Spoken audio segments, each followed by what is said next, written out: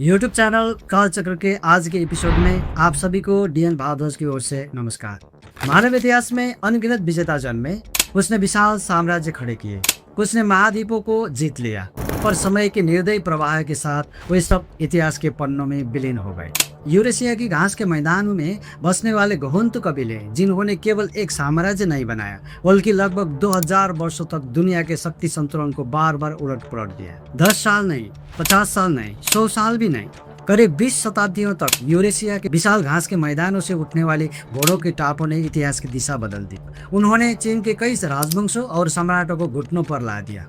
उन्होंने महान दीवार बनाने पर मजबूर किया, सिल्क रोड के व्यापार पर अपना नियंत्रण जमाया, भारत के उत्तर पश्चिम से लेकर मध्य एशिया तक अपने साम्राज्य का विस्तार किया। अब्बासी खिलाफत से लेकर दिल्ली सल्तनत तक एक नए राजनीतिक युग की शुरुआत करवाई। रोमन साम्राज्य को अस्तित्व के संकट में धकेल दिया। पूर्वी यूरोप से लेकर मध्य पूर्व तक लाखों लोगों की जिंदगी की दिशा बदल दी। जब क्षितिज पर घोड़ों की धूल उड़ती थी, तब चीन, फारस, रोम और भारत जैसे शक्तिशाली और वैभवशाली साम्राज्यों के शासकों और आम लोगों के मन में एक ही सवाल गूंजता था, इस बार कौन आ रहा? दुनिया को 2000 सालों तक भयभीत रखने वाले वो अद्भुत योद्धा आखिर कौन थे? क्यों बार बार एक ही धरती से विश्व विजेता जन्म लेते रहे? क्यों दुनिया की महान कृषि प्रधान सभ्यताएं बार बार इन घुमंतु घुड़सवारों को आगे बेबस नजर आती थी? आज हम पृथ्वी के एक ऐसे भूभाग की यात्रा पर निकल रहे हैं जिसने न कोई पिरामिड बनाया, न कोई विशाल मंदिर खड़ा किया, न ही कोई संगमरमर का महल तराशा, पर जिसने दुनिया के सबसे महान घुड़सवार योद्धाओं को जन्म दिया। वह भूमि थी यूरेशिया की घास के मैदान।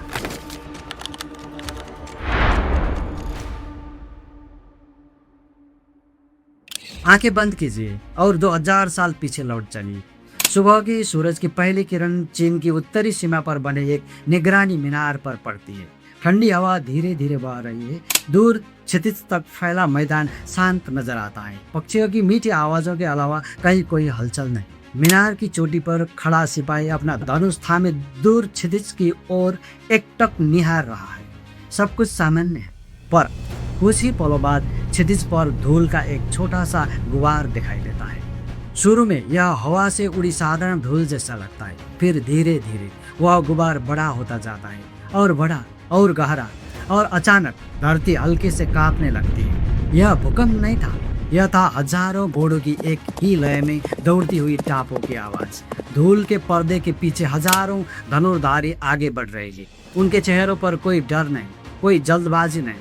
उन्हें पता है जब तक वे पहुंचेंगे तब तक शत्रु के पास तैयारी करने का समय नहीं बचेगा। मीनार पर खड़े सिपाही का चेहरा पीला पड़ जाता है, उसके हाथ कांपने लगते हैं। वह तुरंत आग के संकेत से महल तक खतरे का संदेश भेजने की कोशिश करता है, पर बहुत देर हो चुकी होती है। सीमा की चौकियों को खबर पहुंचाने का समय नहीं मिलता।